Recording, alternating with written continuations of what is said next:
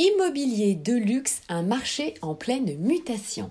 Bonjour à toutes, bonjour à tous, je vous souhaite la bienvenue, ici Sophie Vergès. Bienvenue dans ce nouveau podcast où nous allons parler bien immobilier de luxe. Alors, tout d'abord, c'est quoi un bien immobilier de luxe?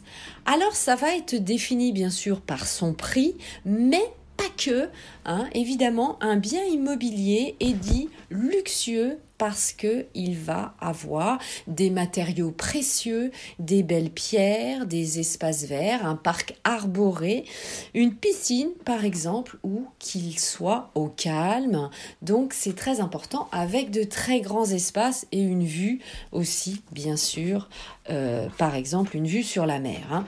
Donc c'est ça un bien immobilier de luxe. Ce sont des biens qui sont considérés par les professionnels de l'immobilier, et bien des biens aussi à partir de 5 à 25 millions d'euros, mais comme je vous le disais, pas que. Ça peut être aussi une maison en pierre avec un certain raffinement, une certaine élégance, de l'authenticité, un mât provençal, par exemple, un mât qui va être situé à l'abri des regards de tous. Donc ça, c'est pour la définition d'un bien immobilier de luxe. Donc comme je vous le disais, le budget peut osciller entre 5 et 25 millions, mais en fin de compte, ce sont plus les caractères intrinsèques du bien immobilier qui vont faire la différence. Ça peut être bien sûr un étage aussi élevé, vous savez, avec un rooftop par exemple, un toit terrasse, et bien ça, un toit terrasse, un rooftop, vous savez, quand vous donnez au-dessus, évidemment, vous l'avez bien compris, ça c'est un bien immobilier de luxe, avec une vue par exemple, je suis très parisienne, sur la Tour Eiffel par exemple. Allez, faisons-nous plaisir, fermons les yeux et rêvons. C'est important de rêver aussi lorsque l'on est investisseur immobilier. Troisième point, quels sont les différents types de biens immobiliers de luxe les plus demandés ? Eh bien, ça va être bien sûr les propriétés avec la possibilité de voir la mer, donc notamment bien sûr la Côte d'Azur, la Corse, bien sûr, évidemment, les biens provençaux sont très demandés et on le vend en poupe de plus en plus. Pourquoi ? Eh bien parce que évidemment avec le télétravail, vous le savez, la crise du coronavirus a remodelé vos choix, vos préférences, et donc vous pouvez tout à fait choisir de télétravailler à quelques heures de Paris, avec évidemment des espaces beaucoup plus importants et avoir une pièce supplémentaire évidemment pour télétravailler, mais aussi cela va vous permettre d'avoir par exemple une dépendance pour loger votre famille ou vos amis.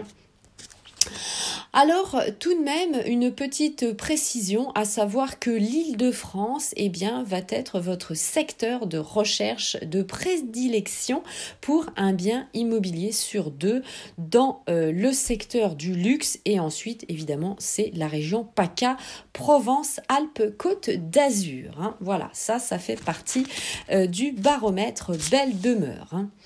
Alors, quatrième point, si vous souhaitez acquérir justement sur la région PACA, Provence-Alpes-Côte d'Azur, où choisir ? Vous avez des villes, bien sûr, de prédilection, ce qu'on appelle évidemment les primes.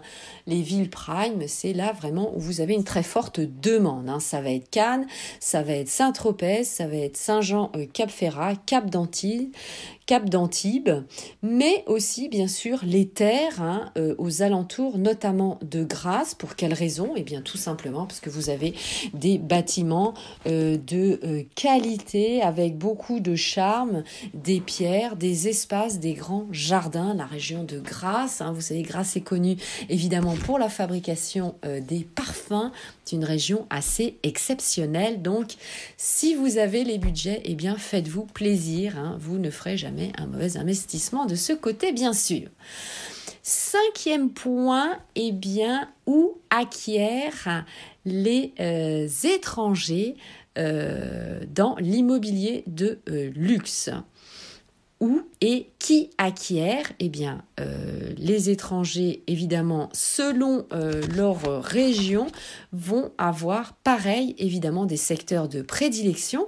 Ce sont surtout majoritairement la Belgique, le Danemark, la Norvège, la Suède et l'Allemagne, mais aussi il y a des acquéreurs canadiens et américains qui acquièrent notamment, puisque nous parlions de la Côte d'Azur.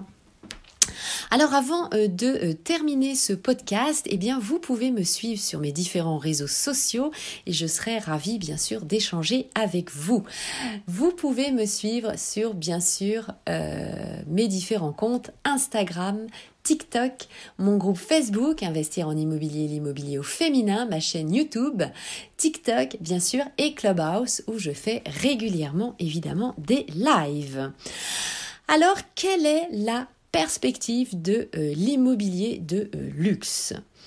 Alors il faut savoir que il y a beaucoup de demandes sur les biens immobiliers.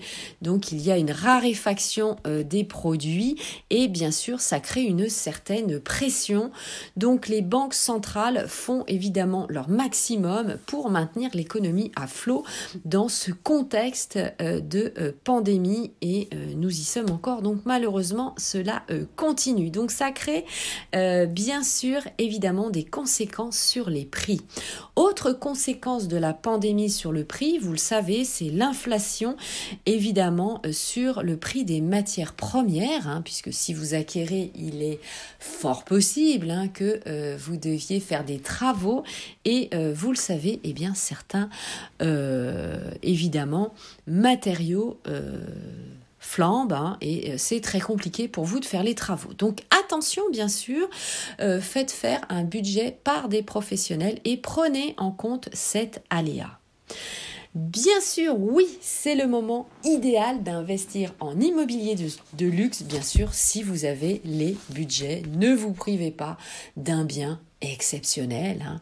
Pensez évidemment à la revente et eh bien, ce sera toujours un bien à avoir dans votre escarcelle de patrimoine. Allez, c'était tout pour ce podcast. Je vous remercie de m'avoir suivi et à très vite sur le prochain.